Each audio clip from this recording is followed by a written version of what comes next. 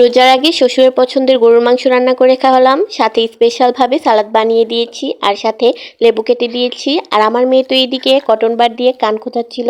সব মিলিয়ে থাকছে আজকের এই ভিডিওটা। হ্যালো এভরিওয়ান, আসসালামু আলাইকুম, welcome to my another new blog video. আশা করছি যে যেখান থেকে ভিডিওটা দেখছেন সবাই আলহামদুলিল্লাহ খুব ভালো আছেন। ভিডিওটা ভালো লাগলে স্কিপ না করে সম্পূর্ণ ভিডিওটা দেখবেন। সকাল 8টার সময় আমার হাজব্যান্ড বাসার এখান থেকে 2 কেজি মাংস নিয়ে আসছিল। আমাদের বাসার এখান থেকে 2টা গরু কাটা হয়েছে আজকে, তো ওইখান থেকে মাংস নিয়ে আসা হয়েছে। আজকের মাংসটা অনেক টাটকা ছিল আর অনেক সুন্দরও হয়েছে। তো এই যে আমি মাংসটা কেটে খুব সুন্দর করে ধুয়ে রেডি করে নিয়েছি, আর সব কিছু কেটে কুটে রেডি করে সামনে নিয়েছি যেন রান্না করতে খুব সহজ হয়। আমি সবসময় রান্নার আগে সব কিছু কেটে ধুয়ে পরিষ্কার করে নিই যেন রান্নাবান্না খুব তাড়াতাড়ি ও সহজভাবে করা যায়। আমার মনে হয় কাটাকুটি সব কিছু রেডি থাকলে রান্না করতে খুব একটা সময় লাগে না। গরুর মাংস রান্না করার জন্য আমি আদা রসুন ব্লেন্ড করে নিয়েছিলাম। এদিকে কড়াইয়ে তেল দিয়ে দিয়েছি, তারপর দিয়েছি পেঁয়াজ কুচি। পেঁয়াজগুলো আমি একটু লাল করে ভেজে নিয়েছি। তারপর তেজপাতা, এলাচ, দারচিনি যা যা লাগে সব কিছু দিয়ে দিয়েছি, গরম মশলা, তারপর আদা রসুন বাটা দিয়েছি। তারপর অল্প একটু পানি দিয়ে নেড়েচেড়ে কিছুক্ষণ কষিয়ে নিয়েছি। তারপর আমি পরিমাণ মতো লবণ, হলুদ, মরিচ ফাঁকি, ধনিয়া গুঁড়ো সব কিছু দিয়ে মশলাগুলোকে খুব ভালো করে কষিয়ে নেব। মাংস রান্না করার আগে মশলা যত কষাবেন ওই মাংসটা খেতে কিন্তু ততই ভালো লাগবে। তো আমি এখানে মশলাগুলো খুব ভালো করে কষিয়ে নিচ্ছিলাম। এর মাঝে আমি রাঁধুনি গরুর মাংসের মশলা দিয়েছি, যেটা দিলে নাকি গরুর মাংস রান্নাটা খেতে খুব ভালো লাগে। তো আমি সবসময় যখনই গরুর মাংস রান্না করি রাঁধুনি এই মশলাটা দিয়ে থাকি। আমি প্রায় প্যাকেটের পুরো অর্ধেকটাই দিয়ে দিয়েছিলাম। রাঁধুনি মাংসের মশলা দিয়ে মশলাগুলো আমি আবারও একটু পানি দিয়ে খুব ভালো করে নেড়েচেড়ে কষিয়ে নিব। যেহেতু এখানে নিচে একটু লেগে যাচ্ছিল তার জন্য আমি একটু পানি দিয়ে নিয়েছি মশলাটা খুব ভালো করে কষানোর জন্য।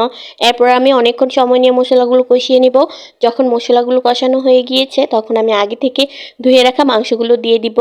মাংসগুলো দেওয়ার পর মাংসগুলো নেড়ে চেড়ে মশলাগুলোর সাথে খুব ভালো করে মিক্স করে নিব। তারপর অনেকক্ষণ একটু নেড়ে চেড়ে কিছুক্ষণ ঢাকনা দিয়ে ঢেকে রেখে দিব। আজকে মূলত আমার শ্বশুরের জন্য গরুর মাংস রান্না করা। আমার শ্বশুর গরুর মাংস খেতে খুবই পছন্দ করে, তার জন্যই বলছিল রোজার আগে একদিন গরুর মাংস খাবো। তো আজকেই ভাবলাম যে গরুর মাংসটা ওনাকে রান্না করে দেই। আমি মাংস রান্না করে ওনার সামনে নিয়ে দিয়েছি, বলেছি বাবা আপনার যতটুকু ইচ্ছা আপনি মন ভরে মাংস খান, যেহেতু আপনার খেতে ইচ্ছে করেছে। তার সাথে আমি আবার আমার শ্বশুরের জন্য স্পেশালভাবে সালাদও বানিয়ে দিয়েছি, এটাও ভিডিওতে আছে, অবশ্যই আপনারা দেখতে পারবেন।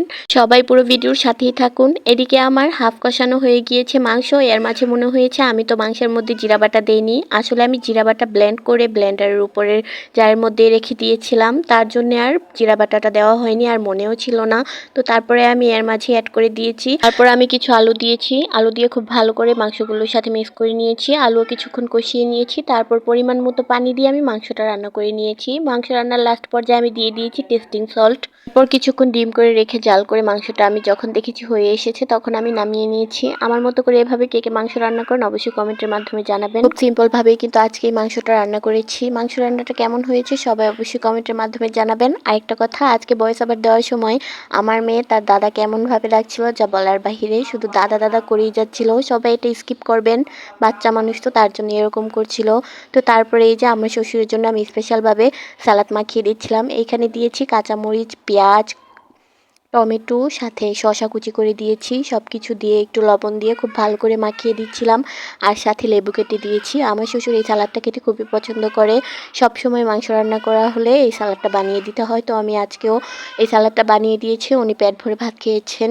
মাংসের সাথে কিন্তু এরকম একটা সালাদ হলে আর কিছুই লাগে না। তো এই যে আমি সালাদ বানানো শেষ করে রুমে গিয়ে দেখি যে আমার মেয়ে কটন বার দিয়ে কানের মধ্যে খোঁচাচ্ছিল। আসলে ও কীভাবে বোঝে যে কটন বার দিয়ে কানে ময়লা পরিষ্কার করতে হয়, ও এটা কীভাবে জানে আমি এটা বুঝতেই পারছিলাম না। তো হয়তো ওর বাবার কাছ থেকে দেখে শিখে গিয়েছে।